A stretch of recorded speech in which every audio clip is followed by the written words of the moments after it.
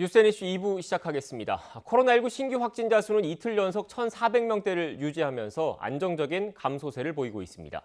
정부는 이르면 내일 코로나19 백신 접종 완료율이 70%를 넘을 것으로 예상했는데요. 관련해서 방역당국의 브리핑이 잠시 뒤에 시작합니다. 현장으로 가보겠습니다. 설명하겠습니다. 중대본 제1통장관입니다. 10월 22일 중대본 브리핑을 시작하도록 하겠습니다. 오늘 중대본에서는 할로윈 기간 외국인 방역 강화 방안에 대해서 논의를 하였습니다. 식약처와 경찰청 그리고 지자체 합동으로 10월 27일부터 11월 2일까지 유흥시설 주점 등을 대상으로 특별 방역 점검을 실시할 예정으로 있습니다. 또 이태원, 홍대, 강남역 등에서 외국인과 젊은 층이 밀집하는 지역에 대해서 20시부터 24시까지 야간에 집중 점검할 계획으로 있습니다. 집합 금지, 사적 모임 인원 제한, 또 마스크 착용 등 주요 방역수칙 준수 여부에 대해서 집중적으로 점검할 계획으로 있습니다. 위반한 외국인에 대해서는 무관용 원칙에 따라서 강제 출국 조치하고 위반된 업체에 대해서도 고발, 운영 중단, 과태료 처분 등 엄정하게 조치할 계획으로 있습니다. 국민 여러분께서는 감염의 위험이 높은 밀폐된 시설에서 마스크를 벗거나 다수가 함께 파티를 하거나 노래를 부르는 행동은 자제를 부탁을 드리겠습니다. 특히 접종을 받지 않으신 분들이 많이 있습니다. 더욱 주의를 요청드립니다. 금일 오늘 코로나19 일상회복지원회 제2차 회의를 개최를 하였습니다. 오늘 회의에서는 1차 회의 이후 개최된 분과위원회 과제에 대해서도 같이 논의를 하였습니다. 10월부터 적용될 단계적 일상회복에 대해서 과제에 대해서 집중적으로 논의가 있었습니다. 먼저 방역의료분과에서는 단계적 일상회복을 위한 사회적 거리두기 개편 방안에 대해서 보고를 하였습니다. 거리두기 개편은 예방 접종률을 중심으로 의료체계 여력과 중증 환자, 사망자 비율, 그리고 확진자 수 등 방역 사항들을 종합적으로 고려해서 단계적으로 완화할 것을 제안을 하였습니다.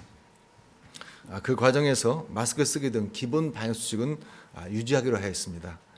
주간 위중증 환자 및 사망자 급증 등 위기 상황에 대비해서 별도의 비상 계획도 함께 마련할 계획으로 있습니다. 11월 초 첫 번째 개편에서는 우선적으로 식당, 카페 등 생업시설에 대한 운영시간 제한 해제를 검토합니다. 한편 유흥시설 등 일부 고위험시설은 감염 차단을 위해 접종 증명 음성 확인제를 한시적으로 도입하는 방안도 제시를 하였습니다. 특히 방역의료분과에서 논의한 방역의료대행 또 거리두기 개편 방안에 대해서도 오늘 25일에 대국민 공청회를 개최하여 국민들의 의견을 듣도록 하겠습니다. 또한 27일에는 제3차 일상회복지원회를 개최할 계획으로 있습니다. 오늘 제안된 과제를 중심으로 다시 한번 종합적으로 논의하도록 하겠습니다. 이어서 29일 코로나19 일상회복 이행계획을 마련해 중대본에서 발표를 하고 대국민께 보고드리도록 하겠습니다. 정부는 앞으로 국민 여러분과 함께 모든 분야 각계각층 협력을 기반으로 단계적 일상회복이 차질 없이 이루어질 수 있도록 치밀하게 준비하겠습니다. 의료대행 체계는 안정적으로 유지가 되고 있습니다. 오늘 기준으로 중환자 전담치료 병상은 총 1,069개가 있습니다. 428병상 40.0%가 사용 중에 있습니다. 감염병 전담병원은 9,967병상이 있습니다. 4,107병상이 사용 중에 있습니다. 2주 전 중환자 전담치료병상 가동률은 48.4%였습니다. 그리고 감염병 전담병원의 가동률은 63.5%였습니다. 이에 비교하면 8.4%, 각각 22.3%가 크게 줄어든 그런 상황이 되겠습니다. 이는 전체적으로 확진자 규모가 감소하고 또 한편으로는 예방 접종의 중증화 비율 감소 효과가 있는 것으로 저희는 판단하고 있습니다.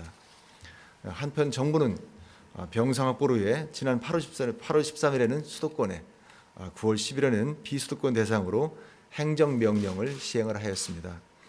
수도권 중환자 전담치료 병상은 161병상을 확보하여 목표 대비 94.2%를 확보를 하였습니다. 감염병 전담병원은 600여 병상을 확충하여 목표 대비 101.9%를 확보한 상황입니다. 비수도권 중환자 전담 필요병상은 89병상을, 중등증 환자를 위한 간편 전담병원 병상은 83병상을 확보를 하였습니다. 협조해 주신 지자체와 의료기관에 감사를 드립니다.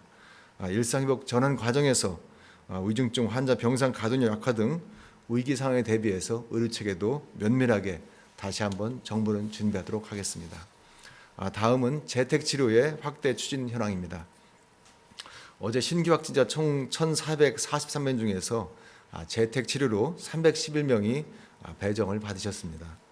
지역별로는 서울이 145명, 경기가 148명, 인천이 13명, 강원이 3명, 전북, 경북이 각각 1명입니다. 지자체는 재택치료 대상자의 건강관리를 위해 의료기관을 지정하거나 지금 협의 중에 있습니다. 현재까지 93개 의료기관이 지정되었고 76개 기관과 현재 협의 절차를 진행을 하고 있습니다. 정부는 건강관리 절차에 따른 의료진 역할과 의료서비스 제공 등에 대한 가이드라인 교육을 하도록 하겠습니다. 한편 재택치료 대상자 증가에 따라서 재택치료 키트의 공급량 확대를 해서 초기 물량도 저희가 해소를 하였습니다. 오늘 10월 28일부터는 종합감기약, 자가검사 키트 등 대상 수요를 반영하여 구성품을 추가로 공급할 계획입니다. 앞으로 재택치료가 원활하게 시행될 수 있도록 29일까지 현장 점검을 실시하여 대상자 분류부터 응급 상황 발생 시 이송 체계까지 신속하게 모든 체계를 세밀히 점검토록 하겠습니다. 국민 여러분 덕분에 단계적 일상 회복에 한 발 다가서고 있습니다. 이번 주말까지 백신 접종률 완료율이 전 국민의 70%를 넘을 것으로 예상하고 있습니다. 4차 유행은 지금 감소세로 전환되어 점차 확진자 수는 줄고 있는 그런 상황입니다. 일상 회복으로 이행되는 과정에서 방역이 안정적으로 관리될 수 있도록 국민 여러분께서도 마스크 착용 등 방역 수칙을 철저히 지켜주시기를 거듭 부탁드리겠습니다. 정부는 앞으로 국민들의 의견을 최대한 경청하면서 예방 접종 완료를 중심으로 의료체계 이력과 방역상을 종합적으로 고려해서 신중적으로 또 안정적으로 일상회복으로 나가도록 하겠습니다. 감사합니다. 네, 지금부터 질의응답 시간을 가지겠습니다. 배석자분들께서는 단상 위로 올라와 네, 지금까지 방역당국의 코로나19 관련 브리핑 전해드렸습니다. 주요 내용 간략하게 다시 한번 정리해드리겠습니다. 앞서 취재기자 등을 통해서도 전해드린 것처럼 일상회복지원위원회 2차 회의가 열렸습니다. 사회적 거리두기 개편 방안에 대한 보고가 있었고요. 기본적으로 내용을 좀 설명해드리면 마스크 쓰기 등 기본 방역 수칙은 유지하되 식당과 카페 등 생업시설에 대한 운영시간 제한 해제를 검토하겠다라는 방역당국의 설명이 있었습니다. 또 오는 25일 거리두기 개편 방안에 대해서 대국민 공청회를 개최할 예정이라는 설명도 있었습니다. 보다 자세한 내용은 이어지는 뉴스에서 다시 한번 전해드리겠습니다. 다시 한번 답변하십시오. 그리고 참석해 주신 그 설명과 비유가 부적절했다는 많은 분들의 그 지적과 비판을 엄호히 수용하고 유감을 표합니다.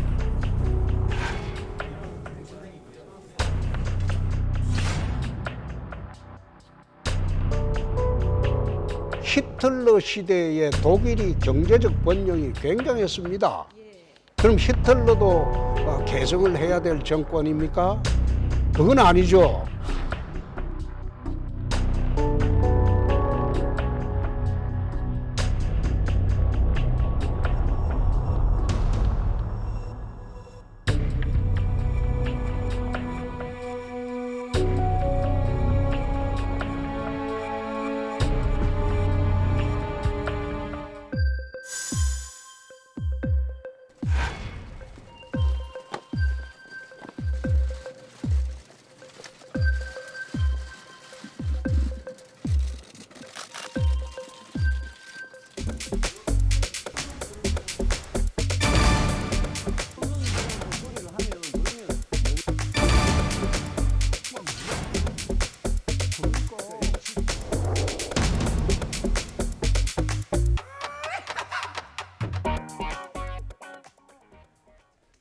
윤석열 전 검찰총장이 전두환 씨 관련 발언과 관련해서 사과는 했지만 쉽게 진화되지 않는 모습입니다. 마침 오늘 이재명 경기지사는 광주 5.18 민주묘지를 참배했는데요. 각 캠프에서는 어떻게 보고 있는지 현근택 전 이재명 캠프 대변인 그리고 김근식 윤석열 캠프 비전전략실장과 자세한 이야기 나눠보겠습니다. 안녕하세요. 안녕하세요. 네, 안녕하세요. 네, 앞서 영상을 통해서도 보여드렸는데 윤석열 전 총장이 전두환 씨 관련 발언과 관련해서 결국 사과는 했습니다. 하지만 그 이후에 또 SNS에 올라온 사진을 놓고 지금 논란이 이어지고 있는데 먼저 대변인께서는 어떻게 보셨습니까? 일단 사과하는 과정도요 깨끗하지 못했죠. 한 네. 이틀 만에 사과를 했는데 명백하게 뭐 사과한다 이런 표현 안 쓰고 뭐 유감이다. 그래서 근데 이제 기자들이 그럼 사과 맞냐 그랬더니 뭐 사과인 것 같다 이랬는데 사과할 때는 그냥 죄송합니다 하면 되거든요. 근데 이제 본의 아니게 국민들이 원하는 것 같고 또 뭐 정치는 좀 다른 것 같고 뭐 주절주절 얘기하더라고요. 결국은 이게 사과하는 게 본심이 아니구나 누가 봐도 딱 느낄 수 있었는데 그 다음에 사실은 이제 뭐 돌잡이 할 때 사과 든 사진 올렸을 때도 이게 뭐지? 뭐 이게 왜냐면 약간 희롱하는 국민들 약간 희롱하는 거 아닌가 이런 생각이 들었는데 이제 어젯밤이었던 것 같은데요. 그 걔한테 이렇게 사과를 주는 사진을 올렸잖아요. 그러면 결국은 사과라는 건 국민들 상대로 한 건데 뭐 국민들을 그럼 괴로운 건가 이렇게 생각하지 않을 수 없고 저는 그 해시태그 다른 거가 또 주의 깊게 봤어요. 뭐라고 돼 있냐면 우리 집 뭐 괭이들은 인도 사과 안 먹는다. 우리 집이라는 말은 사실은 그냥 자기 집 아니면 쓰긴 쉽지 않거든요.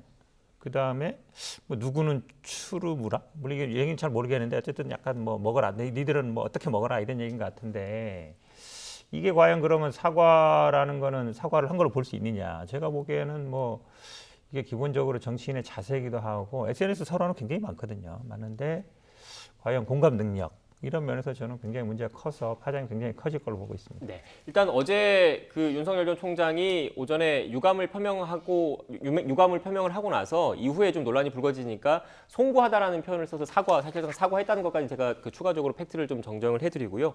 지금 그 대변인께서 말씀하신 내용을 좀 들어보면 이 SNS에 올라온 시간대가 실무진이 관리하는 시간대이겠느냐, 이 시간대가 놓고 봤을 때 그래서 다른 사람이 관리하는 것 아니야 이런 취지의 지금 말씀이신 그렇죠. 겁니까? 왜냐하면 그 지금 개하고 사과 사진이 이제 새벽에 올렸다 그랬거든요. 네. 새벽에 올렸다 그랬고 해시태그에 우리 집 뭐 석행인 안 먹는다 이렇게 쓴다 그러면 시간대라든지 아니면 표현으로 봤을 때는 본인이 했거나 아니면 부인이 했거나 아니면 뭐 실무자가 집에 같이 살거나 왜냐면 지금 실무자가 뭐 했다고 이렇게 갖고 있거든요. 실무자가 가볍게 생각했다 그러는데 새벽에 실무자가 우리 집이라는 표현까지 쓰면서 그걸 올리기는 쉽지 않잖아요. 그럼 저는 본인이 했거나 부인이 했을 가능성이 대단히 높다라고 봅니다. 네, 어떻게 보십니까?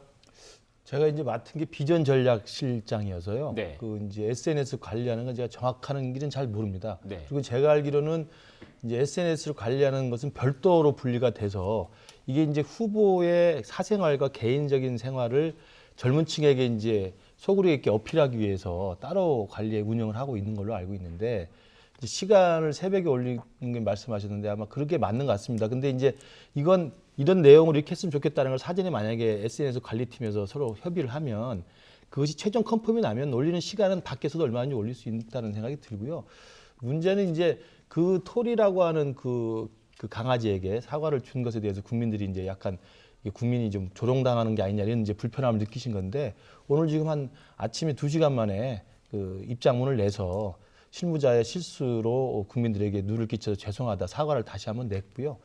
제가 아는 것으로는 이제 저도 인스타를 하진 않습니다만 톨이라고 하는 인스타 계정은 그 톨이라는 그 유기견인데요. 유기견이 집에서 키우는 개인데 자식처럼 키우는 개입니다. 그래서 그동안 그 인스타에 톨이 인스타그램에 올라온 내용은 뭐냐면 그 톨이를 의인화해서 윤석열 총장을 톨이라고 투영해서 이렇게 이야기를 하는 겁니다. 우리 아빠 뭐 이렇게 해가지고 그렇기 때문에 사과를 주는 게 개한테 주는 거야 이렇게 생각할 수도 있지만 그쪽 관리팀 이야기를 들어보니까 그 톨이라고 하는 개가 사실은 윤 총장을 의인화시킨 그동안의 쭉 인스타 관리 방식이었기 때문에 국민들의 요구에서 사과를 받았다. 라는 식으로 설명하다 보니까 이게 잘못 전달이 돼서 국민들에게 불편함을 끼쳤다 이렇게 이야기를 하는 걸 제가 들었습니다. 그래서 만약에 이 부분이 국민들의 정서에 맞지 않는 게 있다면 정말 송구하다는 말씀을 다시 또 사과를 한 거고 그런 인스타의 관리 방식이었다는 말씀은 제가 좀 해명을 드립니다. 네, 일단 뭐 대변인께서는 부인 또는 부인 김건희 씨 또는 윤석열 전 총장 본인의 그런 가능성을 제기를 하셨는데 이제 캠프의 공식 입장은 실무진의 실수고 일단 지적이 있으니까 바로 내렸다 이런 네, 취지로 네. 제가 이해를 하면 될 것 같고요. 조금 첨언하면요. 네. 그러니까 이게 처음이 아니잖아요. 그러니까 사과를 그 나무에 달아놓은 사진, 그다음에 그 앞에 뭐가 있었냐면 돌잡이 할 때 사과 든 사진. 그러니까 거기서 포인트는 뭐냐면 다 공통적으로 연결되는 건 사과인 거예요. 근데 왜 사과가 나왔느냐? 어쨌든 사과하라고 얘기해서 나왔기 때문에 나온 거거든요. 지금 자꾸 뭐 의나 얘기하는데 나무 앞에 돌 사진. 그 생각을 해보세요. 공통적으로 흐르는 게 뭔가? 결국은 사과였던 거예요. 사과를 근데 하고 뭐 사과를 하라 했는데 이 사과를 이제 어찌 보면 약간 이제 형해화해서 한 거라서 제가 보기에는 뭐 지금 말씀하시는 거는 뭐 잘 이해는 안 갑니다. 근데 이제 그 계정이 두 개가 달라요. 알고 있습니다. 윤석열 토리 거 계약 있겠는데. 강아지한테 예. 준 건 토리 계정이고 금방 말한 돌 사진 사과하고 나무에 걸린 인도 사과는 윤석열 개인 계정입니다. 네. 그러니까 앞에 나와 있는 돌잔치 때 사과를 잡았다는 것은 그 정도로 사과를 좋아하니까 빨리 사과를 했으면 좋겠다라는 식의 여론의 흐름들을 반영한 것이고요. 그리고 인도 사과도 항상 인도 사과를 좋아했으니까 사과를 하는 게 맞다라는 식의 이제 뉘앙스였는데 이게 이제 강아지한테 준 건 전혀 다른 계정인데 이것도 약간 우스개처럼 이제 젊은 층한테 속으로 이렇게 한다는 게 그런 식으로 하는가 봐요. 그래서 하다 보니까 이 톨이라는 게 윤석열 총장을 의인화시켜서 만든 상대물이기 때문에 윤석열 총장이 사과를 받아들였다는 것을 좀 재밌게 하려고 한 건데 국민들이 받아들일 때 좀 불편하게 받아들여진 거죠. 네, 이렇게 지금 두 분께서 뭐 공방을 주고받긴 했는데 관련해서 지금 여야 그 각계에서도 좀 비판의 목소리가 좀 나오고 있습니다. 관련된 녹취가 있는데요. 녹취를 듣고 오겠습니다. 이준석 대표는 전두환 찬양 발언을 감싸다가 또 이 불현듯 호남 민심을 달랬다며 호남에 내려갔습니다. 그런데 김재원 최고위원은 윤 후보를 비호한답시고 국민이 고문당하고 총에 맞아 돌아가신 그 시절을 두고 취직이 잘 되었다며 망언 릴레이에 동참했습니다. 책임을 모르는 자들이 높은 자리에 오를수록 국민은 불행해집니다. 이분은 정신 세척부터 하지 않으면 더 이상 광주 출입은 어려울 것 같습니다. 예. 망언이 대선 전략이냐? 예. 이제 단지 뭐 실수다 또는 뭐 실언이다 이런 수준 갖고 예. 회복이 어려울 것 같습니다. 알겠습니다. 그러니까 정말 깊은 성찰을 요구합니다. 네, 조금 전 심상정 의원의 녹취를 들었는데 정신 세척부터 하지 않으면 더 이상 광주 출입은 어려울 것이다 이런 발언이 있었습니다. 그동안 국민의힘 측에서는 호남 민심을 어떻게 보면 품어 안으려고 그 노력을 많이 해왔지 않습니까? 이 관련된 이런 논란들, 연속된 논란들에 대해서 윤석열 캠프 측에서는 어떻게 생각하고 있습니까? 어제 이제 오후 2시경에 이제 최종적으로 그 후보의 이제 페이스북 계정에다 올린 사과문이 저는 최종적인 사과문이라고 생각합니다. 송구하다, 네, 아까 나왔던 네. 것처럼 이것으로 인해서 상처를 받으신 분들께 또 전두환 정권의 고통을 받으신 분들께 송구하다는 말씀 드리고요.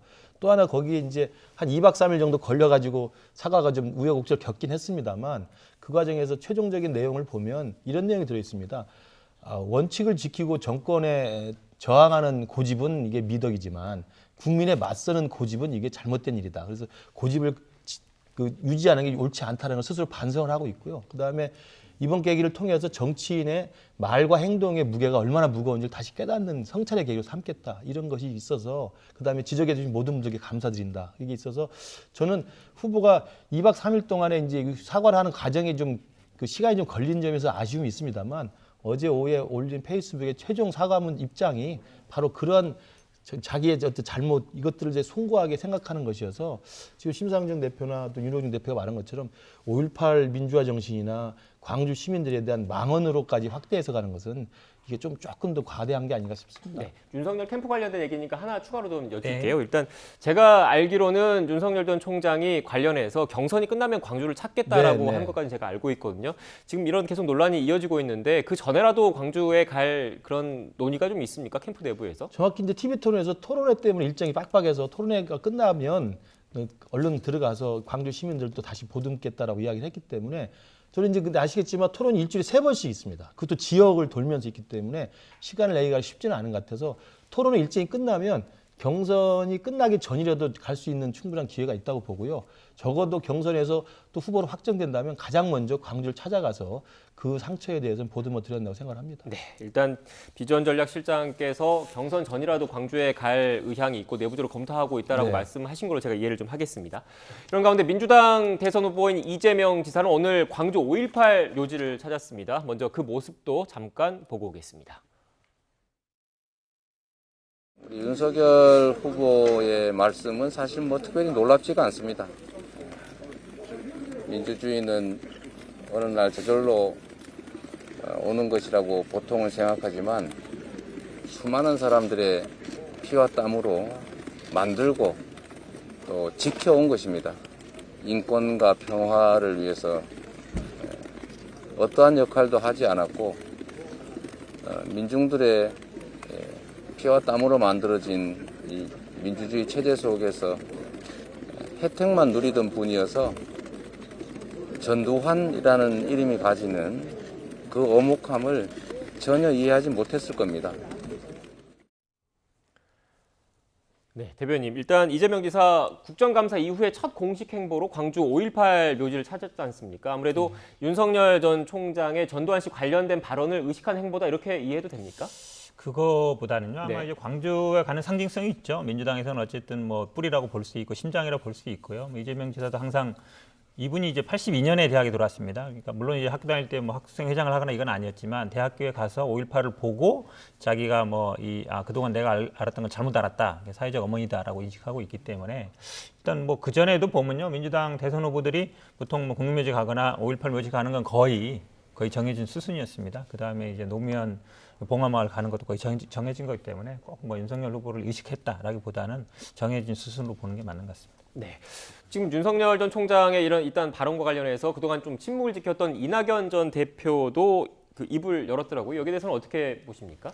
일단 이낙연 후보와 지금 뭐 이재명 후보가 이제 언제 만날 거냐 좀 네. 관심이 있긴 한데요. 아마 그 이낙연 후보 저희는 뭐 긍정적으로 보고 있는 게 왜냐하면 그냥 침묵하고 있는 게 아니라 어떤 문제, 사회적인 이슈라든지 이게 대해서 이제 발언을 한다는 거거든요. 그러면 이제 현실 정치를 참여한다는 뜻입니다. 아마 선거 과정에 참여라는 거는 당연히 선거에 뭐 역할을 맡는 것이고요. 그러니까 그런 저는 아마 이렇게 본인의 생각을 표현한다는 거는 어쨌든 역할을 하겠다, 정치적인 역할을 하겠다라는 그런 의사 표현으로 보고 있어서 저는 긍정적으로 보고 있습니다. 네, 알겠습니다.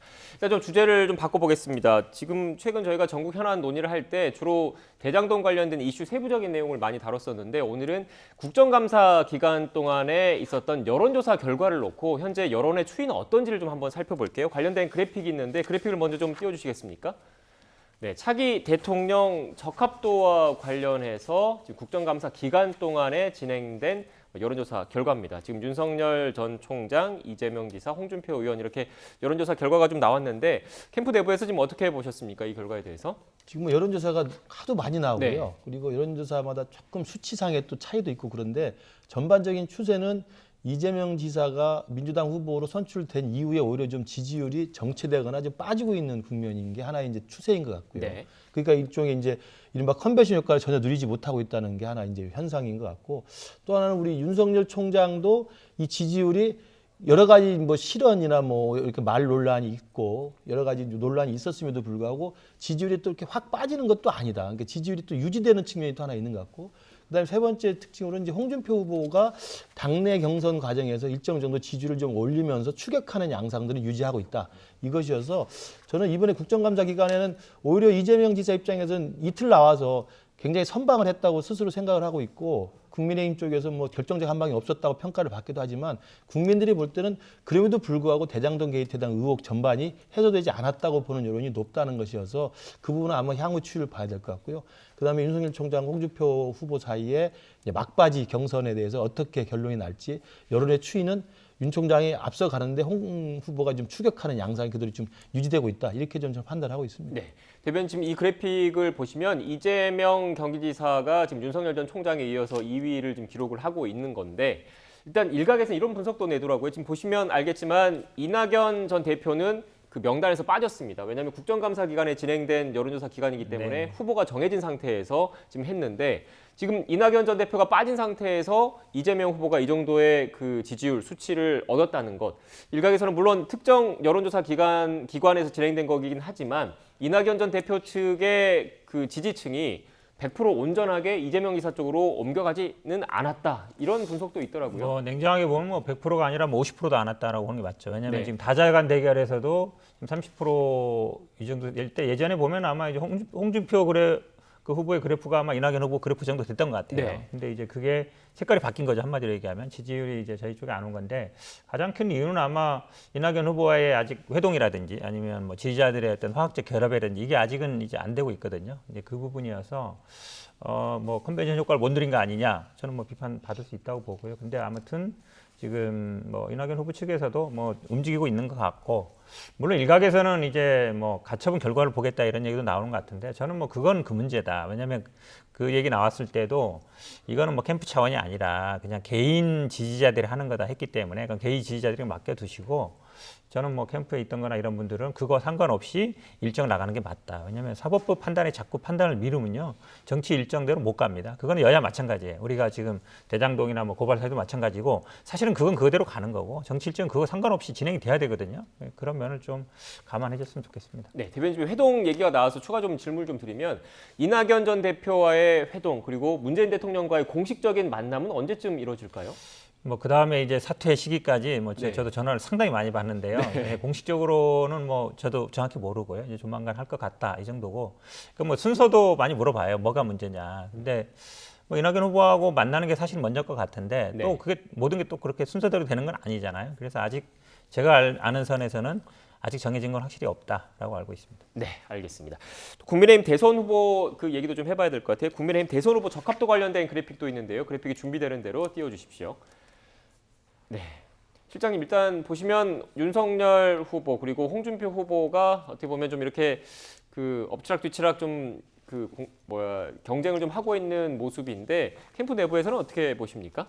일단 그 11월 1일부터 이제 전당원 투표를 하고요. 네. 3일, 4일간 여론조사를 하는데 그 과정에서 지금 일단 선관위에서 결정된 내용은 경쟁력 문항으로 하기로 일단 결정이 돼 있습니다. 근데 이제 경쟁력을 묻는 질문을 어떻게 할 것인가는 지금 구체적으로 지금 논의를 하고 있는데 여기 나온 것처럼 야권의 대선 후보 적합도라는 질문이 지금 여론조사에 많이 나오고 또 하나는 전체 다자를 놓고 대통령 후보로서의 적합도 또 대통령 후보로서의 지지도가 또 나오는 게 있거든요. 그래서 이게 적합도, 지지도, 호감도 뭐 경쟁력 이런 것들이 계속 지금 막 섞여서 나오고 있는 지금 수치들이 많이 있고 이게 오락가락하기 때문에 저는 큰 추세는 아까 말씀드린 것처럼 야권에서는 윤석열 총장이 앞서가는 것이고 윤석열 총장이 뭐 여러 가지 논란에도 불구하고 일단 지지를 유지하고 있다. 그리고 이재명 지사가 빠지고 있는 상황에서 홍준표 후보가 좀 치고 올라오는 상황이 있는데 이 부분을 어떻게 마지막에 선관위의 최종 문항이 결정이 돼서 이른바 후보를 확정짓는 여론조사 문항으로 될 것인지가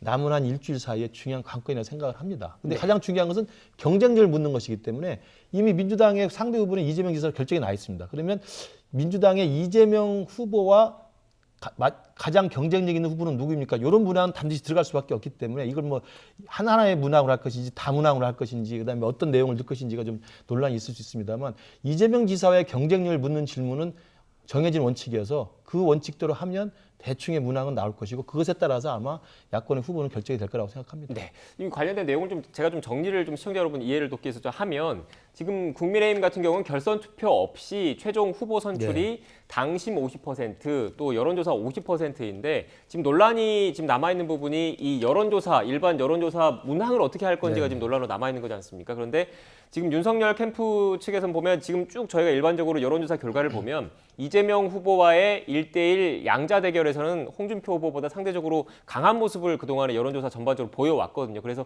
그 부분에 좀 방점을 찍어서 이재명 후보와의 1대1 경쟁을 했을 때 누가 더 적합하겠느냐 이런 문항이 들어가기를 원하실 테고 반면에 홍준표 후보 측 같은 경우에는 뭐 사지선다형 그러니까 그 국민의힘 후보 측 4명을 전부 다 놓고 이 중에 누가 적합한지를 고르라는 식 이런 다른 방안을 또 검토를 할 수 있을 것 같거든요. 그래서 제가 이 말씀을 드린 건 일단 윤석열 캠프 측에서 입장을 하시는 거니까 여러 의견이 있을 수 있다라는 거 그리고 앞으로 또 그 부분이 또 첨예하게 공방이 붙을 수 있다는 점을 참고로 말씀을 드리겠습니다. 이런 모습들 뭐 다른 당이긴 하지만 어떻게 보고 계십니까? 뭐 저는 타협을 볼 거라고 봐요. 네. 예전에도 보면 여론조사 한 두세 군데 정도 해가지고요. 말씀하신 것처럼 뭐 경쟁력 한번 붙여보고 저가도도 한번 조사하고 그다음에 뭐 선호도도 조사하고 이렇게 해서 5대5로 섞든가 하거든요. 저는 그래서 뭐 일도양당으로 딱 결정할 필요는 없다. 근데 이게 얼마 안 남았거든요. 보름도 안 남았는데 아직도 이 룰이 안 끝났으면 제가 보기에 이게 좀 문제가 있는 거죠. 왜냐하면 이게 시작하기 전에 어느 정도 정해져야 되거든요. 그래서 하면 안 되는 건데 막 촉박해서 하면 막판에는 결국은 아마 두세 군데에서 평균 내자 이렇게 갈 가능성이 많은 것 같습니다. 네. 그리고 또 그래픽을 하나 더 보겠습니다. 지금 그 어떻게 보면 홍준표 의원 그리고 윤석열 후보 외에 지금 원희룡 전 지사, 유승민 의원 같은 경우에도 지금 최근 여론조사 결과를 놓고 보면 지지율이 좀 상승하는 흐름을 좀 보이고 있거든요. 관련된 그래픽을 한번 좀 다시 보여주시겠습니까? 네, 가상 대결을 놓고 지금 그 모습을 보면 이재명 후보, 유승민 후보, 심상정 후보 또 다른 그래픽도 있습니다. 원희룡 의원이 나오는요. 네, 이렇게 보면 이전보다는 그 원희룡 후보 그리고 유승민 후보의 지지율이 좀 올라가는 모습을 좀 보이고 있어요. 어떻게 보세요? 저게 이제 이재명 지사가 후보로 확정된 이후에 컨벤션 효과를 누리지 못하고 네. 그리고 민주당의 지지층을 결집하고는 있지만 중도층이 일정 정도 좀 불안감을 보이면서 좀 이탈하고 있다는 것을 보여주는 겁니다. 그러니까 이게 이재명 지사와 윤석열, 이재명 지사와 홍준표뿐만 아니라 이른바 약체 후보라고 평가되었던 유승민 후보와 원희룡 후보를 국민의힘 후보로 대입을 하고 가상 대결을 벌여도 큰 차이가 안 나는 여론조사가 지금 가끔 나오거든요. 네. 그걸 보면 이재명 지사의 지지율의 상승이 일정 정도 지금 정체되고 하락하고 있고 거기서 지금 마음을 주지 못하는 중도층의 유권자들이나 이 시민들이 그러면 국민의힘 후보로 되면 그게 윤석열이든 홍준표든 아니면 유승민이든 원희룡이든 일정 정도 글로 옮겨가고 있는 추세여서 저 부분이 제가 볼 때는 우리 현 대변인 계시지만 이재명 캠프에서 좀 뼈아프게 봐야 될 대목이 아닌가 생각을 합니다. 네, 알겠습니다. 일단 뭐 좀 오늘 전반적으로 평소와 달리 좀 심각한 분위기에서 이야기를 많이 했는데 제가 좀 그 YTN 홍보를 좀 하나 하려고 합니다. 오늘 오후 5시 반에 국민의힘 대선 후보자 토론회 마수 토론이 5시 반에 있습니다. 이 뉴스가 끝나고 불과 얼마 안 있고 나서요. 마수 토론에 지금 일단 유승민 후보와 윤석열 후보가 또 맞붙고 또 2부에서는 원희룡 후보와 홍준표 후보가 맞붙습니다. 관전 포인트 어떤 부분이 있을까요? 제가 보기엔 아마 유승민, 윤석열이 아마 제일 관심을 끌 것 같아요. 네. 왜 그러냐면 홍준표 후보보다는 아무래도 유승민 후보가 좀 정책을 디테일하게 질문하지 않겠냐. 그래 아마 윤석열 후보 측에서도 좀 디테일, 정책 아마 공부를 많이 하셨을 것 같은데 또 이게 공부하고 실제는 좀 다르거든요. 그러니까 어떻게 나오는지 좀 볼 필요가 있고 그다음에 홍준표 후보와 원희룡 후보 같은 경우에는 원희룡 후보가 아무래도 최근에 보면 약간 윤석열 후보 쪽으로 많이 기울어져 가고 있어요. 최근에 보면. 그러면 아마 홍준표 후보 입장에서는 윤석열 후보에 대한 입장을 많이 물어볼 거예요. 예를 들어서 오늘 지금 SNS 논란이나 아니면 뭐 이런 뭐 개사진 논란이나 이런 거에 대해서 어떻게 생각하냐 물어봤을 때 원희룡 후보가 뭐 약간 머뭇거리거나 아니면 이러면 확실히 이제 윤석열로 섰구나 판단이 될 것이고 근데 요거는 좀 비판할 것 같긴 한데 결국은 아마 홍준표 후보는 원희룡 후보한테 질문하는 것보다는 그걸 통해서 윤석열 후보와 어떻게 좀 차별화를 시킬 거냐 거기에 방점을 둘 것 같습니다. 네. 지금 이제 마수 토론 몇 시간 안 남았는데 그 실장님은 계속 YTN 계시는 겁니까? 오늘 아닙니다. 뭐 TV 토론 준비할 때 같이 좀 하고요. 네. 그리고 또 그 리허설하고 뭐 회의할 때는 하는데 제가 직접 현장을 오지는 않습니다. 오지는 않고 아무튼 5시 반부터 시작하는데 그 지난주에 이제 그 윤석열 후보는 홍준표 후보랑 이제 한번 진검승부를 했고 거기에서 뭐 상당히 나쁘지 않았다, 잘했다는 평판을 많이 받아서 이번에 유승민 후보 같은 경우는 조금 더 안정적인 자세로 훨씬 더 좀 여유롭게 하지 않을까 생각을 하고 그렇게 또 큰 틀에서 좀 그 전략을 좀 짜고 있는 것으로 알고 있습니다. 네, 알겠습니다. 오늘 오후 5시 반 YTN에서 그 마수 토론이 진행되니까요. 많은 시청 부탁드리겠습니다. 일단 공수를 좀 바꿔볼게요. 이 부분도 좀 짚어봐야 될 것 같은데 검찰이 이른바 대장동 관련된 의혹의 핵심 인물 가운데 한 명이죠. 유동규 전 본부장을 재판에 넘겼습니다. 기소를 했는데 지금 그동안 그 제기됐던 혐의 가운데 배임 혐의가 빠졌어요. 관련해서 좀 이를 두고 아침에 야당에서 비판이 이어졌는데 관련된 녹취를 먼저 듣고 오겠습니다. 검찰이 이재명 일병 구하기를 위해 눈물겨운 사투를 벌이고 있는 것 같습니다. 더구나 법무부 장관이 출석한 법사위 국정감사가 종료되자마자 그것도 밤늦은 시각에 국민 시선을 피해서 기소한 것을 발표한 것은 국민과 야당의 질타를 면해보겠다는 속보이는 꼼수였습니다. 성남시청에 대하여 압수수색을 하면서도 시장실과 비서실은 쏙 빼놓고 하다가 마지못해 나중에 하는 신용을 하고 있습니다. 네, 변호사님이시니까 먼저 네. 그 검찰이 이 공소장에서 배임 혐의를 뺀 이유부터 한번 좀 여쭤볼게요. 뭐 저는 항상 얘기했습니다. 이건 배임이 될 수 없다. 네. 예, 배임이 안 되는 게 뭐냐면 많은 분들이 이게 뭐 그 이익 규정을 삭제했느냐 아니면은 뭐 건의했느니 공모 후에는 모르지만 공모 전에 얘기했으면 뭐 배임이 됐냐 얘기하는데요. 기본 전제가 이겁니다. 이게 같이 사업을 하는 거예요. 일종의 동업이거든요. 동업적 관계에서는 이득을 나눈다는 말은 뭐냐면 손해를 부담한다는 하고 같은 얘기예요. 이익만 나누고 손해는 부담 안 한다 이런 건 없어요. 기본적으로 그게 가능할 거라고 생각한다는 건 현실을 너무 모르는 얘기다라고 보고요. 그럼 이익을 예를 들어서 나누자 그러면 당연히 상대방 입장에서는 손해도 부담하시고 이러거든요. 근데 공무원들은 어떤 특징이 있냐면요. 공공기관이나 공무원들은 최악의 경우를 상정합니다. 항상 보수적으로 생각해요. 그래서 손해가 났을 때 그럼 내가 책임져야 돼? 그걸 별로 원하지 않아요. 그래서 대부분 공공기관은 확정적인 걸 좋아합니다. 손실은 부담 안 하고 그렇게 간 거거든요. 그렇기 때문에 저는 만약에 이런 걸 배임이라 한다 그러면 예를 들어서 그 성남도시개발공사가 이익이 빵원이 되지 않으면 다 배임이 돼요. 그런 논리가 성립하거든요. 그러면 LCT 같은 거는 100% 배임이 되죠. 왜냐면 민간이 다 가져갔으니까 공공은 하나도 못 가져오고. 그래서 저는 이 배임 논란이 그 초과이익 환수 규정을 넣기를 넣었냐 뺐냐 삭제했냐 아니냐 이거는 본질적인 게 아니다. 배임이라는 건 기본적으로 이익을 나누고 손해를 부담할 거냐 말 거냐 그 문제다. 제가 보기에는 본질에서 벗어나는 기 때문에 저는 뭐 배임은 처음부터 저는 기소 못할 거라고 보고 있습니다. 네, 지금 그런데 변호사님께서는 배임이 빠진 이유에 대해 설명을 해주셨지만 또 일각에서 비판하는 사람들의 입장은 당초 그 유동규 본부장을 구속할 때 구속영장에는 배임 혐의가 들어가 있었거든요. 그런데 구속영장에는 배임 혐의를 넣어서 구속을 해놓고 정작 재판에 넘길 때는 배임 혐의만 뺀 게 어떻게 보면 꼬리 자르기 이 정도 선에서 마무리하려고 하는 것 아니냐 이런 비판적인 시각이 있는 것도 사실이거든요. 어떻게 보십니까? 뭐 일단 지금 아까 김기현 대표가 말한 것처럼 여전히 지금의 수사 진행 중인 검찰을 믿지 못하는 우리 야당 입장에서는 이게 이제 갑자기 구속영장에 가장 중요한 혐의로 배임이 들어갔고 혐의가 잘 소명돼서 판사도 이거 영장을 발부했던 사건인데 기소 과정에서 빠졌다는 것이 이제 의심스럽고요. 이게 저는 이제 뭐 오비락일지 모르겠습니다만 국감에 나와서 이재명 지사가 했던 그 전략이 그거 아니었습니까? 착한 설계는 내가 했다. 그러나 나쁜 설계는 나는 몰랐다는 거거든요. 그러니까 설계를 통째로 만약에 안 했다고 발뺌을 했으면 이재명 지사가 배임에서 빠져나올 수가 있습니다. 그리고 설계를 내가 통째로 다 했다 그러면 이 초과이익 환수라고 하는 이 나쁜 설계를 자기가 책임져야 되기 때문에 제가 느끼기에는 이게 적당히 반지를 걸친 거예요. 착한 설계는 내가 했는데 초과이익 환수를 민간에게 다 몰아준 건 난 몰랐다고 뺐기 때문에 아마도 검찰 입장에서는 이제 제 생각입니다만 검찰 입장에서는 이재명 지사를 보호하려면 배임 논란 아예 빼버려야 되는 겁니다.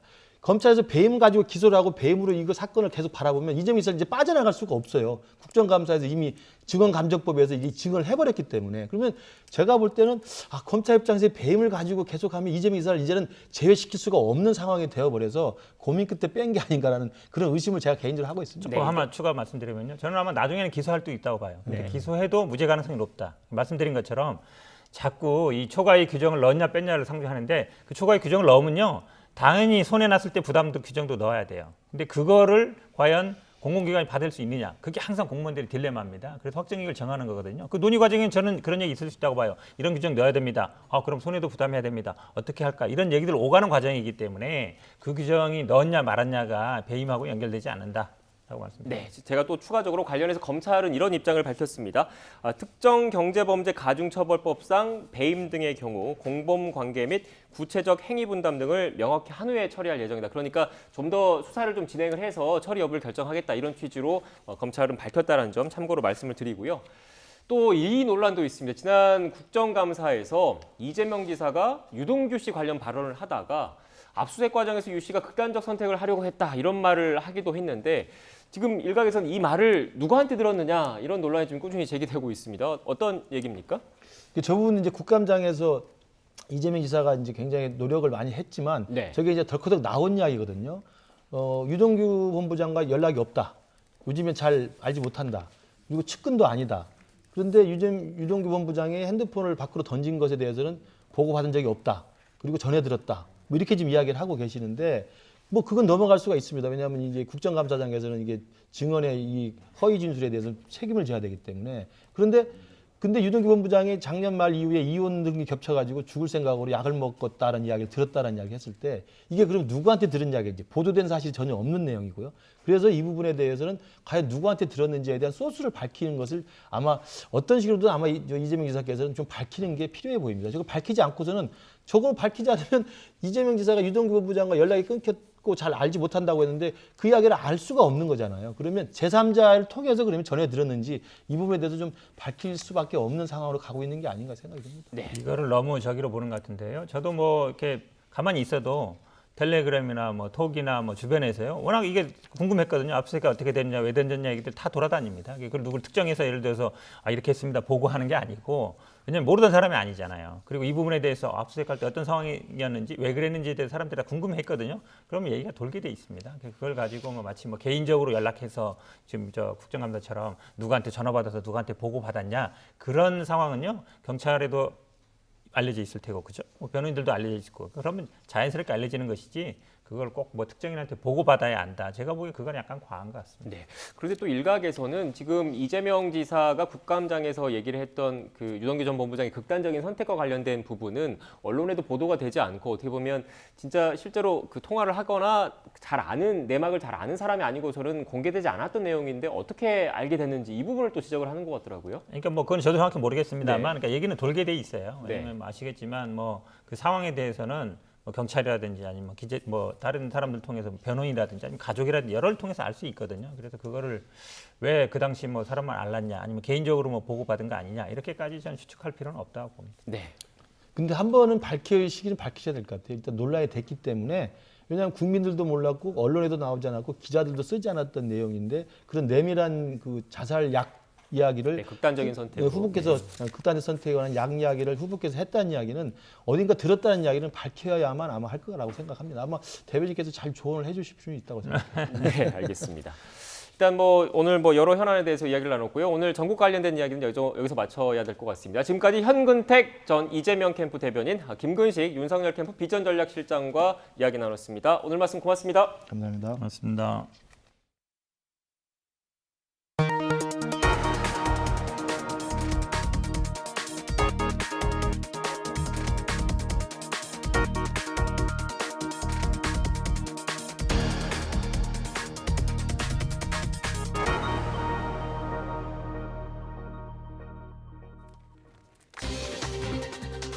대장동 개발 특혜 의혹을 수사하는 검찰이 남욱 변호사를 사흘 연속 소환해서 대장동 개발 사업 인허가 과정과 로비 의혹을 캐묻고 있습니다. 또 성남시청 정보통신과를 추가 압수수색하고 있습니다. 정의당 심상정 대선 후보가 대장동 의혹 해소를 위해 민주당 이재명 대선 후보가 특검을 수용해야 한다고 강조했습니다. 국민의힘 의원들은 검찰이 유동규 전 본부장을 기소하며 배임죄를 뺀 것에 항의해 다음 주 법사위 긴급 소집을 예고했습니다. 국민의힘 대선주자 2차 맞수토론이 오늘 오후 5시 반 YTN과 연합뉴스TV, JTBC 공동주관으로 열립니다. 유승민 전 의원과 윤석열 전 검찰총장, 원희룡 전 제주지사와 홍준표 의원이 맞붙습니다. 정부의 가계부채 대책 발표를 앞두고 수도권 아파트의 매수 심리가 한풀 꺾인 것으로 나타났습니다. 이번 주 서울의 아파트 매매 수급 지수는 101.6으로 6주 연속 내림세를 이어갔습니다. 유동성 위기를 겪고 있는 중국의 부동산 개발업체 헝다가 내일 유예기간 만료를 앞두고 달러화 채권 이자를 지급한 것으로 전해졌습니다. 첫 고비를 넘겼지만 헝다의 총 부채가 350조 원이 넘는 상태여서 유동성 위기는 계속될 것으로 보입니다. 넷플릭스 드라마 오징어 게임으로 이정재 배우가 미국 독립영화상인 고섬 어워즈 수상 후보에 올랐습니다. 이정재는 에단 호크, 아냐 테일러 조이 등과 함께 최우수 연기상 후보에 이름을 올렸습니다. YTN 뉴스앤 이슈 이어가겠습니다. 대장동 개발 특혜 의혹의 핵심 인물 가운데 한 명인 남욱 변호사가 그제 석방된 뒤 사흘 연속 검찰 소환 조사를 받고 있습니다. 서울중앙지검 전담수사팀은 오늘 오전 남 변호사를 불러 대장동 개발 사업 인허가 과정과 로비 의혹 등을 캐묻고 있습니다. 남 변호사는 앞서 검찰 조사에서 자신과 정영학 회계사, 부동산 업자 정모 씨가 함께 돈을 마련해 유동규 전 성남도시개발공사 기획본부장에게 3억여 원을 전달했다고 진술한 것으로 알려졌습니다. 국민의힘 법제사법위원회 소속 의원들이 검찰이 유동규 전 성남도시개발공사 기획본부장을 기소하며 배임죄를 뺀 것에 항의하며 다음 주 법사위 긴급 소집을 예고했습니다. 윤한홍 의원 등 국민의힘 법사위원들은 오늘 국회에서 기자회견을 열고 다음 주 월요일 법사위를 긴급 소집해 박범계 법무부 장관과 김호수 검찰총장, 이정수 서울중앙지검장의 출석을 요구하겠다고 밝혔습니다. 국민의힘 법사위원들은 배임죄가 빠진 건 윗선 수사 포기각서라며 집권 여당 대선 후보의 국민 약탈적 배임죄를 감추려는 꼬리 자르기 수사임을 스스로 증명한 것이라고 주장했습니다. 정의당 심상정 대선 후보는 대장동 의혹 해소를 위해 민주당 이재명 대선 후보가 특검을 수용해야 한다고 강조했습니다. 심 후보는 오늘 YTN 라디오 인터뷰에서 이 후보가 결자 해지 차원에서 특검을 수용해 다 털고 가는 게 좋지 않겠느냐며 그럴 의사가 없는지 묻고 싶다고 말했습니다. 검찰의 부실, 뒷북 수사가 스스로 특검을 불러들이고 있는데 민주당 안에서도 검경 수사가 신통치 않다며 특검 수용 목소리가 나오고 있다고 덧붙였습니다. 코로나19 확진 판정 이후 재택치료를 받던 환자가 병원 이송 중 심정지로 숨졌습니다. 방역당국과 서울 서대문구청 등에 따르면 서대문구에서 재택치료 중이던 68세 코로나19 환자 A씨가 어제 오전 갑자기 상태가 악화해서 병원으로 이송되던 중 심정지가 발생해 끝내 숨졌습니다. 서대문구청 관계자는 A씨가 기저질환이 없고 무증상이었지만 고령이어서 시설 입소를 권했는데 환자 뜻에 따라 재택치료를 한 것으로 안다면서 재택치료 중 의식이 저하되고 기력이 없어 보호자가 119를 불렀다고 전했습니다. 미국 질병통제예방센터 CDC 국장이 모더나와 얀센 백신의 추가 접종, 즉 부스터샷을 최종 승인했습니다. 이에 따라 미국에서는 지난달 승인된 화이자에 이어 이들 두 백신의 부스터샷도 이르면 내일부터 개시될 것으로 보입니다. 조수현 기자의 보도입니다. 로셸 월렌스키 CDC 국장이 자문기구 권고를 그대로 수용해 모더나와 얀센 백신의 부스터샷 접종을 승인했습니다. 앞서 CDC 예방접종 자문위원회는 모더나 백신에 대해 2회 접종을 마치고 최소 6개월이 지난 뒤 정규 투여량의 절반을 부스터샷으로 권고했습니다. 접종 대상은 65세 이상 고령자와 18세 이상 성인 가운데 기저질환자, 그리고 의료 종사자와 교사 등 직업적 고위험군입니다. 1회 접종으로 끝나는 얀센 백신은 접종 후 2개월을 넘긴 18세 이상 성인 전체가 부스터샷 대상입니다. Given the situation that we've already approved of Pfizer and there are enough people who are looking for a booster, I'm inclined, reluctantly, to just go ahead and recommend a similar pattern for the Moderna booster. I have much stronger feelings in favor of the Janssen booster. 자문위는 또 백신 교차 접종에 대해서도 지지 의사를 밝혔습니다. 1, 2차 때 접종한 백신과 다른 종류의 백신을 부스터샷으로 맞아도 된다는 겁니다. CDC의 결정은 앞서 하루 전 미국 식품의약국 FDA가 모더나와 얀센 백신의 부스터샷 긴급 사용을 승인한 것을 그대로 추인한 셈입니다. 현재 미국의 65세 이상 부스터샷 접종률은 15.7%, 18세 이상으로 확대하면 6.5%인데 겨울철을 앞두고 부스터샷 접종이 가속화할 것으로 보건당국은 기대하고 있습니다. YTN 조수연입니다. 한국 GM 보령 공장에서 40대 노동자가 부품 운반용 유압 장비에 끼어 숨졌습니다.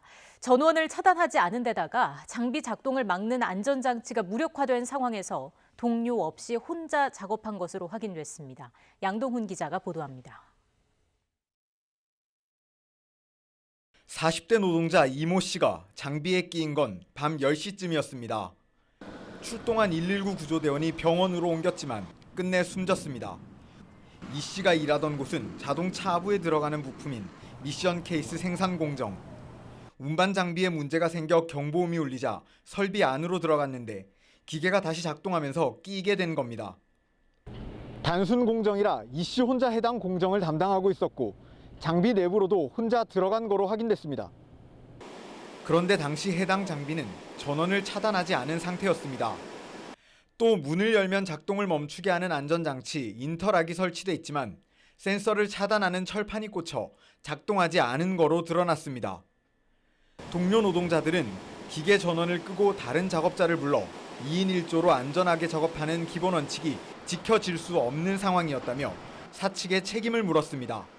하루에도 여러 차례씩 이상이 발생하고 정비가 필요하다라는 요청도 자주 했지만 제대로 정비가 되지 않은 상태로 물량이 많이 밀려있는 상태에서 고용노동부는 해당 설비에 대해 부분 작업 중지를 명령하고 사고 경위와 법규 위반 여부를 조사하고 있습니다.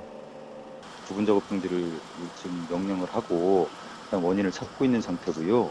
산업안전보건법 위반 여부도 저희가 살펴보고 법 위반이 확인되면 저희가 법에 따라서 엄정하게 조치를 할 예정이 있습니다. 한국GM은 사망한 직원과 유가족들의 애도와 위로를 전한다며 관계 당국의 조사에 성실하게 임하겠다는 입장을 밝혔습니다. YTN 양동훈입니다. 정부의 가계부채 대책 발표를 앞두고 서울 등 수도권 아파트의 매수 심리가 한풀 꺾인 것으로 나타났습니다. 한국부동산원 자료를 보면 이번 주 서울의 아파트 매매 수급 지수는 101.6으로 한 주 전보다 0.3포인트 내려서 6주 연속 내림세를 이어갔습니다. 매매 수급 지수는 수요와 공급 비중을 지수화한 것으로 기준선인 100을 넘으면 매수 심리가 더 강하다는 뜻입니다. 수도권 전체로도 101.9에서 101.6으로 다소 낮아졌습니다. 금융당국이 내년에도 강도 높게 가계대출을 관리한다는 방침을 세웠습니다. 특히 풍선 효과가 우려되는 제2금융권에 대한 압박도 한층 강화하기로 했습니다. 박병한 기자입니다. 폭등하는 집값과 맞물려 빠른 속도로 늘어난 가계부채. 우리 경제에 시한폭탄이 된 가계부채의 뇌관을 해제하기 위해 금융당국은 올해는 물론이고 내년에도 강도 높은 대출 관리를 예고했습니다. 이런 내용을 담은 가계부채 대책은 다음 주에 공개됩니다. 대출자 개인별 DSR, 총부채 원리금 상환 비율 강화가 핵심 내용으로 알려졌습니다. DSR이란 대출을 받으려는 사람의 전체 금융 부채를 고려해 상환 능력에 초점을 맞추는 규제를 말합니다. 서민들이 애용하는 전세자금 대출도 DSR에 포함되는지가 논란이 되어 왔는데 고성범 금융위원장은 전세자금 대출은 DSR 적용 대상에 포함하지 않는다고 밝혔습니다. 다음 주에 대책을 발표하려고 하는데요.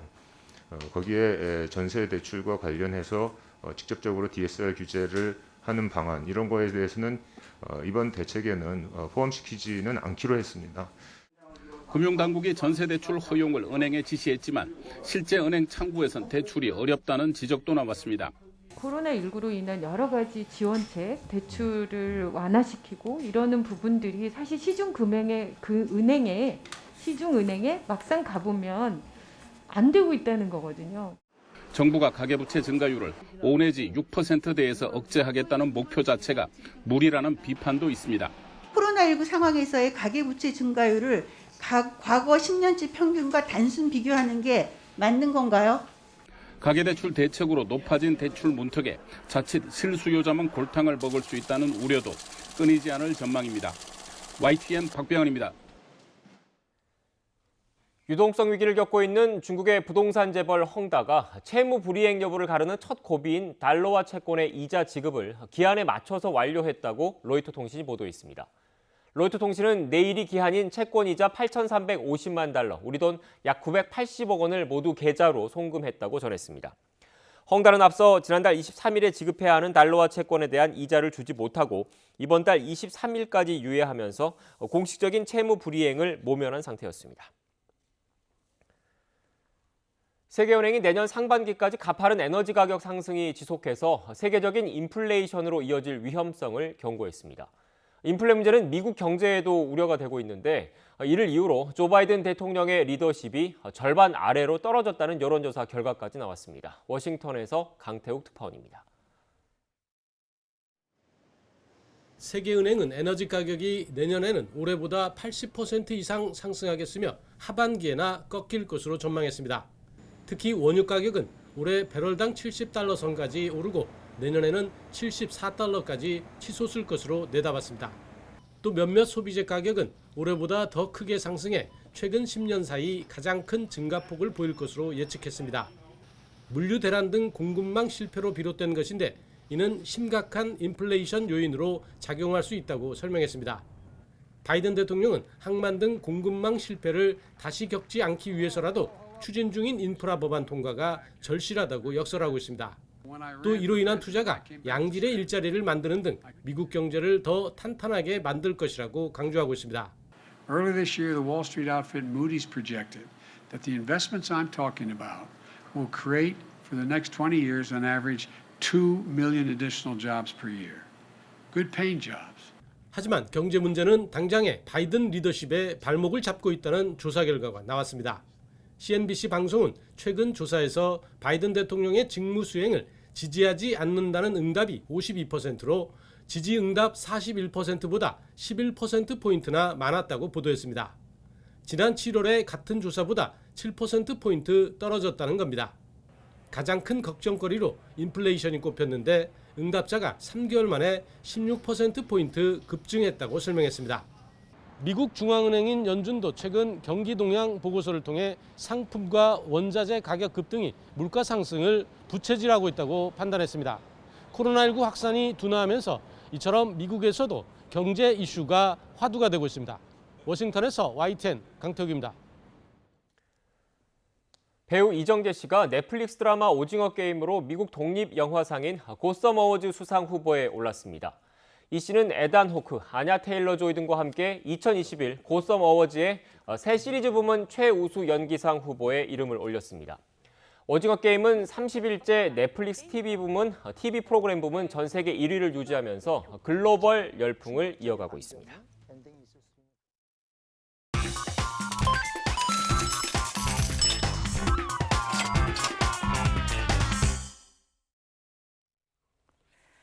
오늘의 경제 지표입니다. 먼저 국내 증시부터 보시겠습니다. 외국인과 개인, 기관의 줄다리기가 이어진 가운데 장 초반 3,000선을 두고 갈피를 잡지 못했던 코스피. 뉴욕 증시가 혼조세로 마감한 가운데 기업들의 실적 발표를 앞두고 숨고르기에 들어갔다는 분석이 나왔습니다. 지금은 3,010선까지 회복을 했습니다. 코스닥은 개인과 외국인의 순매수 속에 990선 후반에서 거래가 이뤄지고 있습니다. 이어서 미 증시 전해드리겠습니다. 기업들의 실적 호조에도 불구하고 고점 부담의 혼조세로 마감했습니다. S&P 500 지수는 사상 최고치로 마감을 했고요. 나스닥 지수도 상승 마감했습니다. 다우 지수만 약보합세로 거래를 마쳤습니다. 이어서 이 시각 환율 상황 전해드립니다. 먼저 원달러 환율 1,170원대 후반에서 거래가 되고 있습니다. 미 국채금리 상승이 위험 선호 심리에 제동을 걸어 상방 압력을 가할 것으로 보이는데요. 다만 코스피 흐름에 따라서 하락 압력이 가해질 가능성도 남아 있습니다. 위안원 직거래 환율은 1위안당 184원 선 기록하고 있습니다. 마지막으로 국제 유가 보시죠. 6거래일 만에 하락 전환했습니다. 고점에서의 차익 실현 매물과 천연가스 재고 증가 소식에 영향을 받았습니다. 지금까지 오늘의 경제 지표였습니다. 웹툰이나 웹소설 시장이 눈에 띄게 성장하고 있지만 정작 작가들은 웃을 수 없는 심정입니다. 카카오 등 플랫폼 기업과 출판사에서 이중으로 떼어가는 수수료 때문인데 수익 구조를 투명하게 공개한다는 목소리가 커지고 있습니다. 황보혜경 기자입니다. 지난 2018년 꿈에 그리던 웹툰 작가로 데뷔한 하이 씨. 좋아하는 일을 하며 돈을 벌 수 있다는 기쁨도 잠시, 최근엔 이직을 고민하고 있습니다. 웹툰을 게재하는 플랫폼 업체와 출판사에서 이중으로 떼이는 수수료 탓에 남는 수익이 거의 없기 때문입니다. 플랫폼에서 40에서 45% 정도를 먼저 떼요. 그래서 그 남은 금액에서 이제 에이전시랑 작가가 나누게 되는데 지금 그래서 버는 수익은 해봤자 20만 원이 안 되는 정도의 수준. 최근 웹툰과 웹소설의 인기가 천정부지로 치솟고 있지만 정작 대다수 작가는 이를 체감하기 어려운 현실입니다. 현재 디지털 콘텐츠 시장은 카카오나 네이버와 같은 거대 플랫폼 기업이 주도하고 있습니다. 카카오 페이지의 경우 출판사인 에이전시를 통해 작가들과 계약을 맺는 경우가 대부분인데 작가들은 플랫폼에 한 번, 에이전시에 또 한 번 수수료를 떼인다고 호소합니다. 정산 구조가 불투명한 것도 문제입니다. 작품이 실제로 얼마나 판매됐는지 작가가 확인할 길이 없다는 겁니다.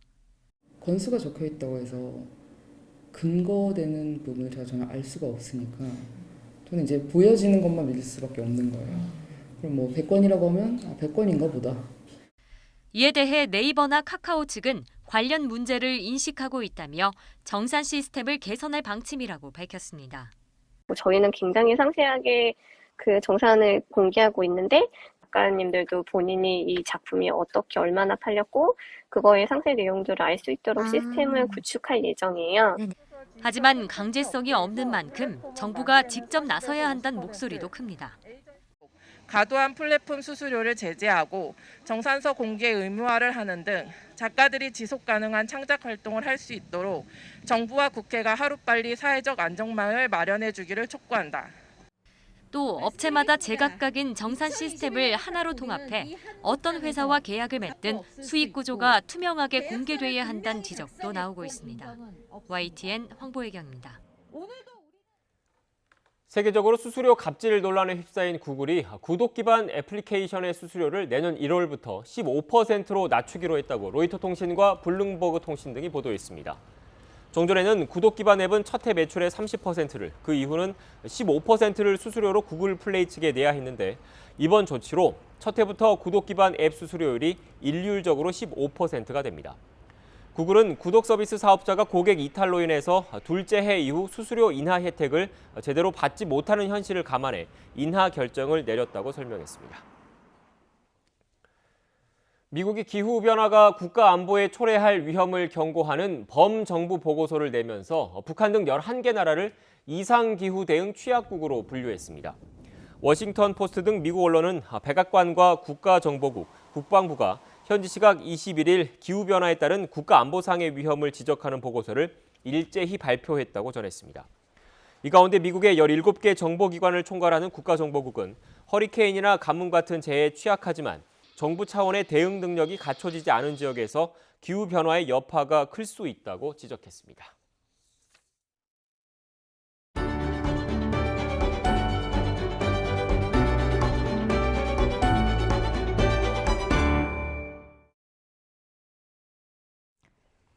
네, 우리나라 공연과 방송계의 큰 어른이시죠. 이순재 선생님 모셨습니다. 어서 오세요. 이번에는 셰익스피어의 리어 왕으로 무대를 열게 되셨습니다. 리어 왕을 선택하신 계기가 있을까요? 기억하는 사람들은 셰익스피어를 외면할 수 없습니다. 네. 젊었을 때 물론 햄릿이, 네. 그다음에 중간쯤 돼서 중년쯤 되면 이제 오셀로나 맥베스 같은 거. 이 리어는 이제 거의 80 먹은 영감이기 때문에 그 늙어서 할 수 있는 역할이 아니겠는가. 예. 그 마지막으로 하고 싶은 작품이 뭐요? 이렇게 물어보면 글쎄 할 수 있으면 그거밖에 할 게 없지 않겠는가. 이번에 그 공연을 준비하게 됐습니다. 네. 이번에 준비하면서 좀 놀랐던 게 원전 그대로 3시간 20분 동안 공연이 이어지고요. 또 단독 캐스트에다가 23차례 그게 공연 이제 다 왜 참여하세요. 그랬냐면 원전 그대로 한 건 거의 없어요. 모처럼 셰익스피어 원전을 원형 그대로 한번 우리가 좀 부족하지만은 최선을 다해서 좀 보여드리자 이런 입장에서 이제 같이 공헌을 해서 시작이 된 겁니다. 그만큼 연습량도 굉장히 많을 것 같아요. 워낙에 방대하고 그러기 때문에 또 등장인물도 많고 그러기 네. 때문에 또 쉽지가 않습니다. 그래서 지금도 보통 이제 오전부터 밤 10시까지 연습을 하고 있습니다. 왕도에 대한 소위 애민사랑, 예. 소위 이런 것들이 이제 이 작품 속에 단편적으로 녹아 있는 게 이제 이 작품의 가치관이고 또 그것이 아마 중요한 셰익스피어의 주장이 아니었겠나. 자기가 최악의 상황에 빠졌을 때 비로소 가난하고 어려운 백성들이 이야기 시작하고 그네들이 자기가 베풀지 못했다는 걸 후회하고 네. 이런 대목들이 나오는 거예요. 네. 기자 간담회에서 필생의 마지막 대작이라고 말씀을 하셨어요. 어떤 의미일까요? 아마 이 3시간짜리 영은 저도 생전 처음 해봐요. 또 우리가 나이 들어서 보통 노역이니까 노역은 그렇게 분량이 많지 않다는 말씀이에요. 힘이 필요하고 또 경이라는 표현이 필요하기 때문에 어느 정도 감당할 수 있겠는가 하는데 한번 만용을 부려보는 겁니다.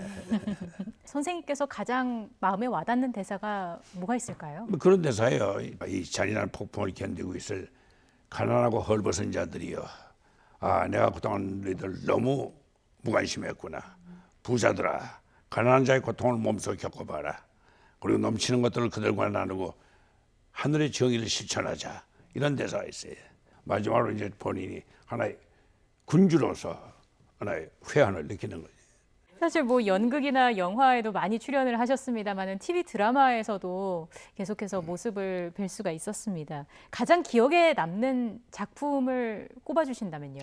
많아요. 제가 하나가 좀 아쉬운데 물론 이제 무슨 우리 김지선 작가와 같이 했던 참 천하의 걸작이죠. 네. 사랑의 먹일래라든지 뭐 당신 남자들, 허준이나 이제 이산 얘기할 수 있고 특히 KBS에서 제가 82년도에 했던 푼이라는 드라마가 있습니다. 거기 그 대원군 역할을 제가 했는데 예.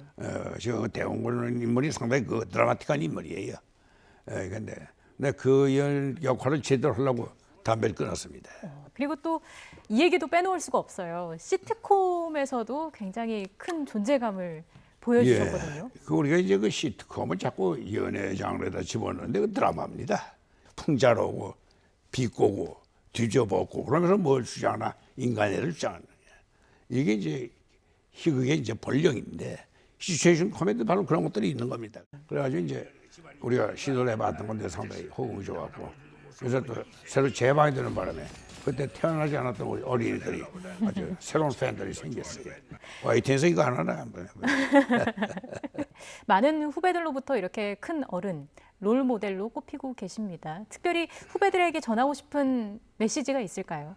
우리가 공적 공인은 아니지만 공인적 성격을 가지고 있습니다. 왜? 관객을 대상으로 하는 거죠. 다양한 관객, 다양한 종류의 관객을 대상으로 하고 있으니까 어떤 사회적인 일반적인 모랄에 여기에 위반되지 않도록 자기 관리 좀 해야 되겠다. 그다음에 가급적이면 이제 팬들을 사랑해. 팬들을 소중하게 생각해라. 단 한 사람의 팬도 소중하게 생각하고 그네들에게 감사할 마음을 갖고 임하라 하는 게 이제 제 생각입니다. 네. 앞으로도 좋은 방송 많이 보내주시고 시시비비 정확하게 가리시고 정확한 방송, 올바른 방송으로서 국민들 기여도에 많은 역할을 좀 해주시길 바라고 우리 YTN 무궁한 언창을 기원합니다. 감사합니다. 셰익스피어 원작 그대로 느낄 수 있는 리어왕 많은 관심 부탁드리겠습니다. 오늘 인터뷰 여기서 마무리하겠습니다. 선생님 고맙습니다. 고맙습니다.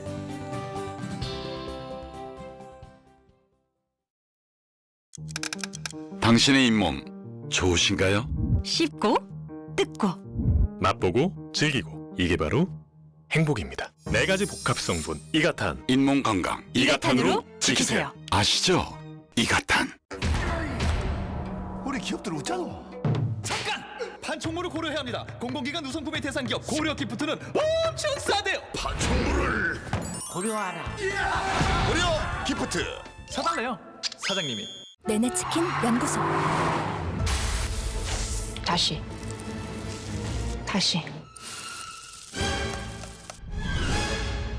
와, 그래. 시즈닝은 내내지. 내내 어니언 스노인. 우리는 돌게 합니다.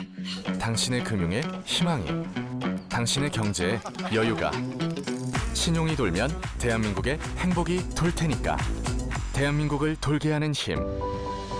고려 신용정보.